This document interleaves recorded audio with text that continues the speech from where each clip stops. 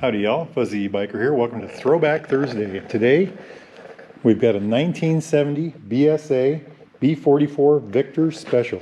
Look at that hot rod. Isn't that just gorgeous?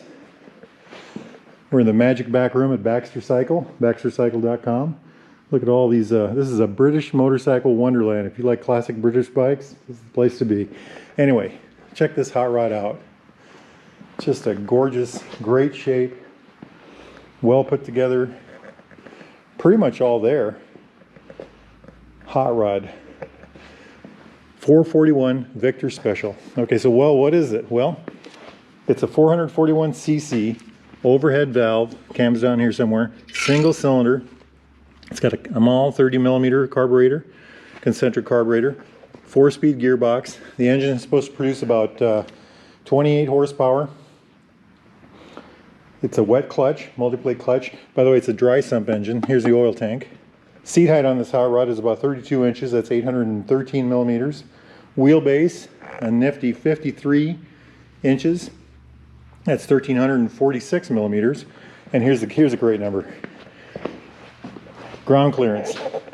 Look at that. 8.4 inches. That's 213 millimeters, huh? I could not find the amount of travel, but that looks like, you know, something close to a foot. Let's say 10 inches at least for the front, and who knows how much on the back. Weight on this hot rod, dry, is supposed to be about 306 pounds. That's 139 kilograms. So 28 horsepower, 139 kilograms. That's a very good power to weight ratio. And the fuel tank, and I found a couple different numbers for that. The one number says that it's supposed to be a 2.1 gallon tank. Another one said it was a 1.75 gallon tank. So if it's a 2.1 gallon tank, that's about 7.9 liters. Front tire is a 19, 3¼ by 19, and the rear tire is supposed to be a 4-inch by 18. Look at that. Anyway, very nifty looking bike. Got a back seat on this, you know, handle, a grab handle. They all came with that. It's got this really neat kind of mid-mount pea shooter exhaust. Very classic looking style, you know, this nifty paint job with the aluminum on the back end. Very, very good looking bike. 8-inch drum on the front and a 7-inch on the rear. And let's see if we can get a look at that. Just barely see it back there. And like you know, you all know me, I love these mechanical brake systems. Fulcrum right there, brake switch right there, the adjuster there, inside the hub there. Just a gorgeous thing. Gorgeous thing. These are supposed to have a top speed of, believe it or not, 95 miles an hour. So back in the day, this was you know, lightweight, relatively powerful, 28 horsepower, you know, very lightweight. They had come off of a racing history. If you look at the tank here, it says Victory 441 Special World Champ 64-65. That was off-road racing, is my understanding. And this was a street version of that bike.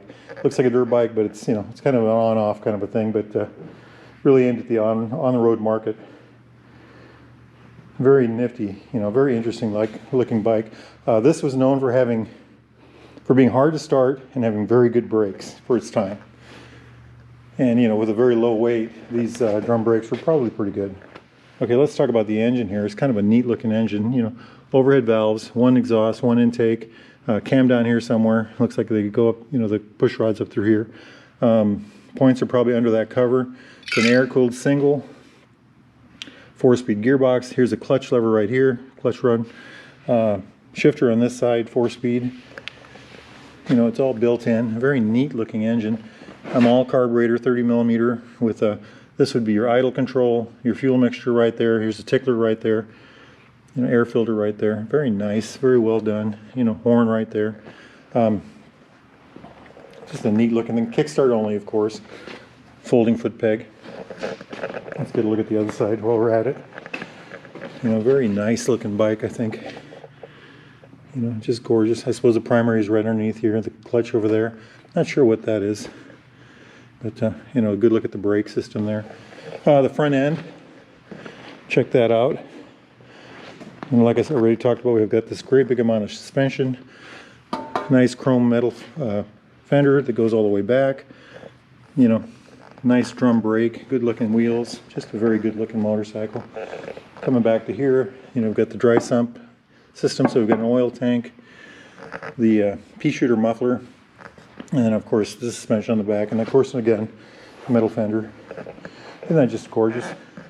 Coming up here, so this is the on-off switch for the headlight.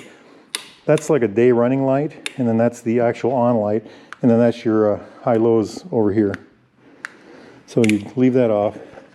Looks like a, I suppose this might be an oil pressure, and this might be a, not sure what that is, maybe a neutral light? I don't know. Compression release is right here, so you can get this thing kick-started. Choke is right there, I suppose.